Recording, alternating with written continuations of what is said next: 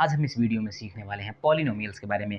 Polynomials chapter में जितने भी टर्म्स यूज होंगे उन टर्म्स के बारे में हम अभी चर्चा करेंगे इस वीडियो में, यानी कि ये पॉलिनोमियल्स की इंट्रोडक्टरी वीडियो होने वाली है। चलिए, पॉलिनोमियल्स को समझने से पहले हम आपको समझाते हैं अलजेब्रिक एक्सप्रेशन के बारे में। अलजेब्रिक एक्सप्रेशन क्या होता है कि कोई भी एक्सप्रेशन जो कि कांस्टेंट, वेरिएबल और यूज होने वाले कुछ ऑपरेशन से जुड़े हुए हों तो उनको बोलते हैं अलजेब्रिक एक्सप्रेशन। यानी कि अगर डेफिनेशन देखें तो any expression which is made up of constants, variables along with algebraic operations, वो ऑपरेशन कुछ भी हो सकता है, प्लस माइनस, मल्टीप्लिकेशन या डिवीजन। एग्जाम्पल के तौर पे आप देख सकते हैं 2x, यहाँ 2 और x के बीच में मल्टीप्लिकेशन का ऑपरेशन लगा हुआ है, यहाँ 3x² plus 5 root x plus 3 या x की पावर -1/2 प्लस 2। अब इस अलजेब्रिक एक्सप्रेशन को पॉलिनोमियल होने के लिए कुछ कंडीशन है जिसको कि सेटिस्फाई करना पड़ेगा। इसमें कुछ बच्चों को डाउट हो रहा होगा कि ये कांस्टेंट और वेरिएबल्स क्या है, तो बहुत इजी है, नाम के हिसाब से क्लियर। कांस्टेंट मतलब कि वो टर्म्स जिनकी वैल्यू इक्वेशन में कहीं भी फिक्स रहती है, और वो टर्म्स जिनकी value equation two equation change होती रहती है उनको बोलते हैं वेरिएबल। हम एक नॉर्मल आपको आइडिया बताएं तो जो भी नंबर्स होते हैं उनको हम एज ए कांस्टेंट ट्रीट करते हैं, और जो अल्फ़ाबेट्स होते हैं यानी X Y Z U V W P Q R, इन सबको हम लोग वेरिएबल ट्रीट करते हैं। चलिए, अब हम बात करेंगे पॉलिनोमियल्स के बारे में। तो कोई भी एक्सप्रेशन हुआ, अलजेब्रिक एक्सप्रेशन कोई भी है, अगर उसका पावर यानी कि एक्सपोनेंट जो है होल नंबर या पॉजिटिव इंटीजर है, तो हम उस एक्सप्रेशन को बोल सकते हैं कि एक पॉलिनोमियल है। यानी कि डेफिनेशन के तौर पर अगर हम बताएं तो algebraic expression having only whole number, कुछ बुक्स में आपको मिलेगा ओनली होल नंबर और कुछ बुक्स में मिलेगा आपको पॉजिटिव इंटीजर। अगर आप डीप जाएं तो पॉजिटिव इंटीजर और होल नंबर में कोई ज़्यादा फर्क है ही नहीं, सेम नंबर्स का सेट होता है अगर पॉजिटिव इंटीजर की बात करें तो। एज एक्सपोनेंट, एक्सपोनेंट का मतलब पावर। देखिए, एग्जाम्पल के तौर पर हमने एक इक्वेशन लिया है, ऐसे हज़ारों इक्वेशन हो सकते हैं। x² प्लस 3x प्लस 2, यहाँ पे हमारे पास x का मैक्सिमम, x यानी कि वेरिएबल का मैक्सिमम पावर 2 है, और 2 एक होल नंबर है या पॉजिटिव इंटीजर भी है, इसलिए इसको हम बोलेंगे पॉलिनोमियल। x³ प्लस 2 में देखिए x की पावर क्या है 3, 3 एक होल नंबर है और पॉजिटिव इंटीजर भी है, इसलिए ये x³ प्लस 2 भी अपने आप में एक पॉलिनोमियल है। अब मैं कुछ बच्चों के दिमाग में ये आ रहा होगा कि सब कुछ तो पॉलिनोमियल हो जा रहा है, कुछ ऐसा एग्जाम्पल बताइए सर जिसको पॉलिनोमियल हो ही नहीं। तो देखिए, अगर मैं आपको एग्जाम्पल देता हूँ, इसी में देखिए, इस एग्जाम्पल्स में अलजेब्रिक एक्सप्रेशन के एग्जाम्पल में मैंने दिया हुआ है ऑलरेडी √x प्लस 3। यहाँ पे देखिए वेरिएबल x है और x का पावर क्या होगा 1/2। 1/2 is not a whole number, not even a positive integer, hence √x plus 3 is not a polynomial. Again, another example, x की power -1/2 plus 2. Here also the power of variable is -1/2, which is not a whole number, even not a positive integer. इसलिए ये x की power -1/2 plus 2 भी एक polynomial नहीं होगा। ठीक है, मुझे ऐसा लगता है आप लोगों को पॉलिनोमियल और अलजेब्रिक एक्सप्रेशन में डाउट नहीं रहा होगा। अब मैं 2-3 पॉइंट्स और बताता हूं आपको। बहुत बच्चों के मन में ये आ रहा होगा कि 2, 3, 5, अगर मान लीजिए किसी ने दे दिया 2, किसी ने दे दिया 3, 5, -4, क्या ये पॉलिनोमियल होंगे? हाँ बच्चों, ये भी अपने आप में एक पॉलिनोमियल है, और इनको अलग से हम बोलते हैं कांस्टेंट पॉलिनोमियल। Constant polynomial. कुछ बच्चों के दिमाग में आ रहा होगा कि जीरो, क्या जीरो भी एक पॉलिनोमियल है? हाँ, जीरो भी एक पॉलिनोमियल है। Zero is also a polynomial, also a polynomial. अब देखिए, सभी पॉलिनोमियल्स कुछ ना कुछ टर्म्स से मिलके बने होते हैं। देखिए, अगर हम इस पॉलिनोमियल के एग्जांपल की बात करें, x² प्लस 3x प्लस 2, इसमें कितने टर्म्स दिख रहे हैं? देखिए, x² एक अलग टर्म है, 3x एक अलग टर्म है और 2 एक अलग टर्म है। अगर ये एडिशन या सब्ट्रैक्शन के साथ जुड़े हैं तो वो अपने आप में अलग अलग टर्म्स होते हैं। यहाँ पे x² plus 3x plus 2 3 terms को कंसिस्ट करता है, यहाँ पे x³ प्लस 2 2 टर्म्स हैं इसमें। ठीक है, अब रही बात, तो जो भी टर्म्स होते हैं इनके, वो अपने आप में कुछ ना कुछ कोफिशिएंट रखते हैं, यानी कि every term of an expression और an polynomial is having some coefficient, जिनका कोई भी कोफिशिएंट नहीं होता है। देखिए, जैसे कोफिशिएंट कहने का मतलब क्या है, ये x² में किस नॉन जीरो इंटीजर से मल्टीप्लाई है। देखिए, x² में किसी चीज़ से मल्टीप्लाई है तो वो 1, अगर किसी भी चीज़ से मल्टीप्लाई नहीं दिखता है तो हम मान के चलते हैं कि वहाँ 1 से मल्टीप्लाई है, तो ये 1 हुआ x² का कोफिशिएंट। अगर 3x के केस में देखें तो x में x एक वेरिएबल है, इसमें किस चीज़ से मल्टीप्लाई है बच्चों? 3 से, तो 3 एक कोफिशिएंट होगा x का, ठीक है। ओके, यहाँ पे देख लीजिए एक्स क्यूब प्लस 2 में यहाँ पे एक्स क्यूब का क्या कोफिशिएंट है? कुछ भी नहीं है, तो हम मान के चलेंगे 1, क्योंकि 1 मल्टीप्लिकेटिव आइडेंटिटी होती है। कहने का मतलब ये है कि 1 एक ऐसा नंबर है जिससे मल्टीप्लिकेशन किसी भी नंबर में कर दें तो उस नंबर में कोई चेंज नहीं आता है, इसलिए हम जहाँ कोई भी कोफिशिएंट नहीं होता उसको 1 मान लेते हैं। अब आते हैं हम लोग डिग्री के बारे में। डिग्री क्या होता है बच्चों? डिग्री को अगर हम आपको समझाएं तो डिग्री होता है मैक्सिमम पावर ऑफ पॉलिनोमियल। इसी अगर हम पॉलिनोमियल के एग्जांपल से ही समझें, देखिए पॉलिनोमियल में हमने एग्जांपल लिया है x square plus 3x plus 2। यहाँ पे देखिए 3 टर्म्स हो गए, मैंने बताया आपको टर्म्स, ये एक एक्स स्क्वायर अलग टर्म है, 3x अलग टर्म है, 2 एक अलग टर्म है। कोफिशिएंट हमने बता दिया, जैसे कि एक्स स्क्वायर का कोफिशिएंट 1 है, x का 3 है। इस तरह से degree maximum power of variable, degree is the maximum power of variable, मतलब इस पॉलिनोमियल में वेरिएबल कौन है? x है, तो वेरिएबल x का मैक्सिमम पावर क्या है? यहाँ पे 1 है और यहाँ पे 2 है, तो ये होता है मैक्सिमम, यानी कि डिग्री क्या हो गई इसकी? 2। ये है डिग्री 2 का पॉलिनोमियल। तो हम इसको अगर डिफाइन करना चाहें तो हम ये बोल सकते हैं degree is the maximum power of variable in any polynomial, ठीक है। अब कुछ क्लासिफिकेशन है नंबर ऑफ टर्म्स के बेसिस पे। देखिए अगर ये पॉलिनोमियल है, सपोज पॉलिनोमियल्स को हम क्लासिफाई करते हैं on the basis of number of terms. Number of terms हमने बता दिया है, जो प्लस और माइनस से अलग अलग टर्म्स जुड़ते हैं, तो नंबर ऑफ टर्म्स के आधार पे हम मोनोमियल, बाइनोमियल और होता है ट्राइनोमियल।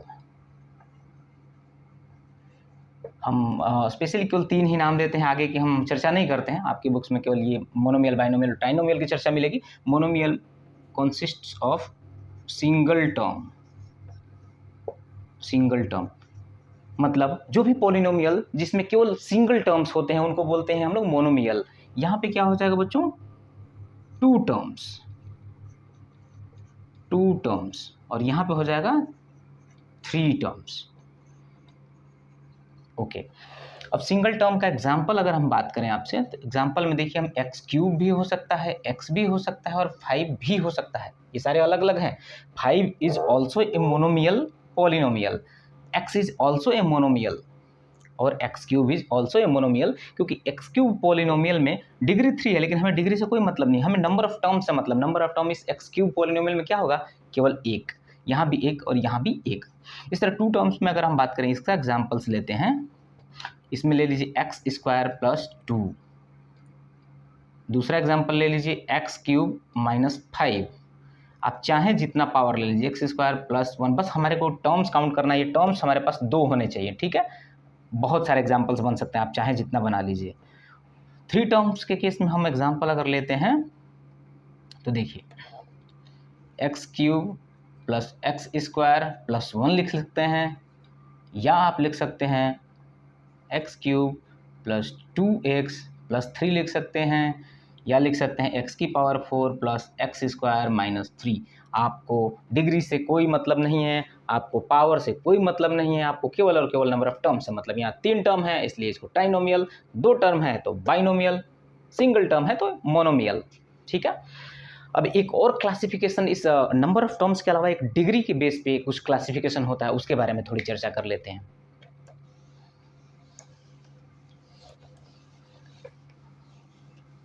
ये नंबर ऑफ टर्म्स था, अब हम करेंगे on the basis of degree. Degree को हमने आपको बता दिया है, डिग्री के बेस पे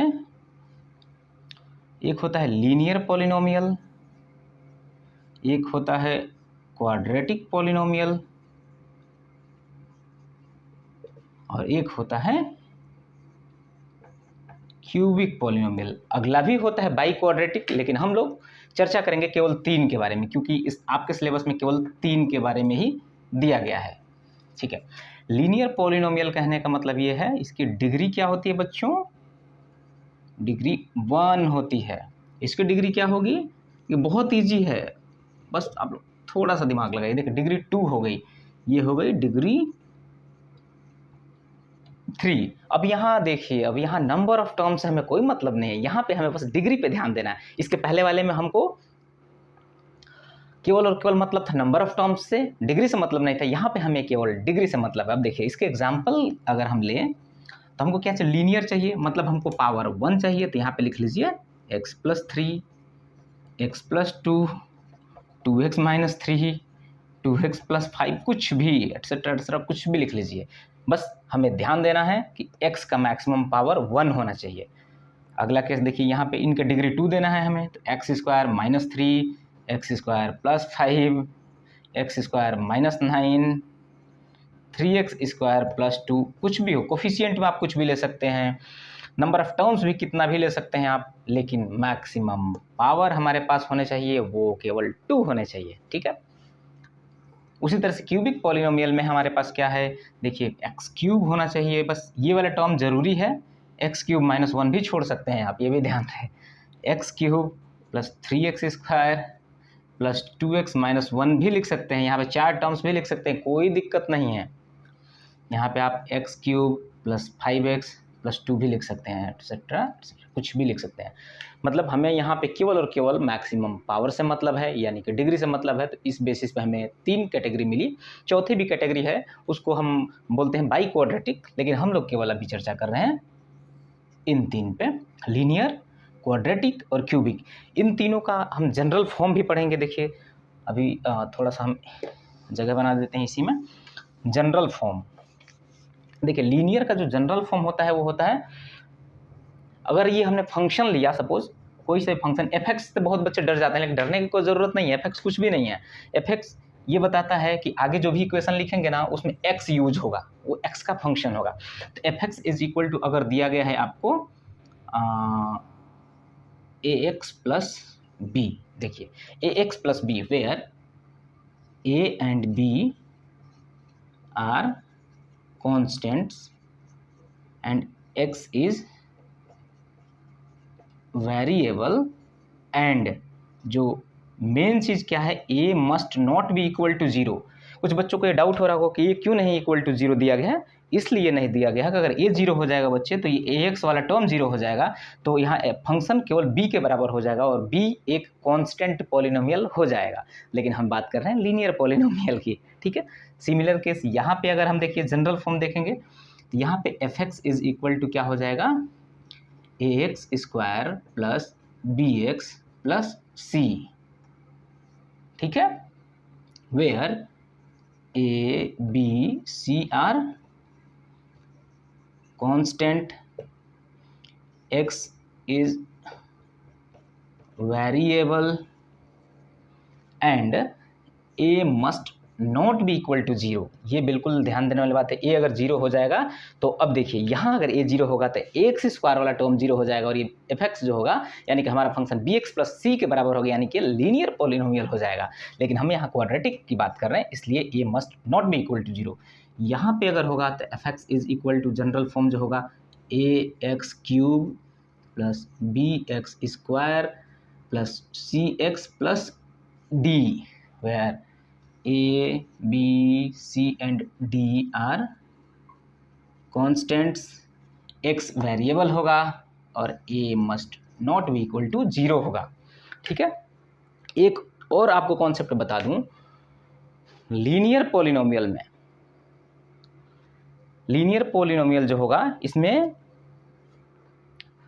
मैक्सिमम 2 टर्म्स हो सकते हैं, यानी कि लीनियर पॉलिनोमियल जो होगा वो मोनोमियल और बाइनोमियल हो सकता है, क्योंकि यहाँ पे एक टर्म होगा जिसमें हमारा वेरिएबल होगा और एक कांस्टेंट हो सकता है। अधिक से अधिक 2 टर्म्स इसमें हो सकते हैं किसी भी लीनियर पॉलिनोमियल में। सपोज आप कुछ भी लिख के देख लीजिएगा, कुछ भी लीनियर अगर लिखेंगे, अगर सिंगल वेरिएबल की बात करते हैं तो x वाला एक टर्म लिखेंगे जिसका पावर 1 होगा और एक होगा कांस्टेंट, तो केवल और केवल 2 टर्म्स ले सकते हैं। तो ये इसमें ये बोल सकते हैं कि लीनियर पॉलिनोमियल जो होगा वो मोनोमियल या तो बाइनोमियल हो सकता है, जबकि क्वाड्रेटिक पॉलिनोमियल जो है ये हो सकता है, मोनोमियल हो सकता है, बाइनोमियल हो सकता है और ट्राइनोमियल भी हो सकता है। देखिए यहाँ पे 3 टर्म्स हैं, इसके जनरल फॉर्म में x² + bx + c 3 टर्म है।